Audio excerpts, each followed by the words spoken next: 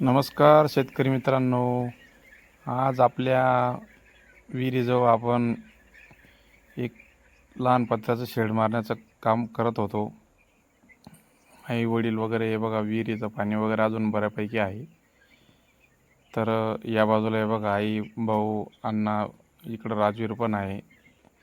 आपल्या आजी होत्या, आमच्या वडिलांच्या आई, त्यांचं मूर्तीचं काम सुरू आहे, तिथं बसवायची आपल्याला. हे बघा आपलं शेड.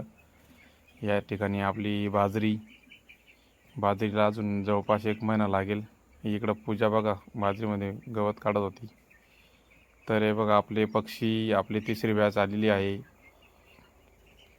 अशा पद्धतीने आपले पक्षी अतिशय मोकळे खेळत आहेत. त्यांना जवळपास अर्ध शेड आपण दिलेलं आहे. हे बघा पक्ष्यांचे खाणं पिणं अतिशय व्यवस्थित सुरू आहे.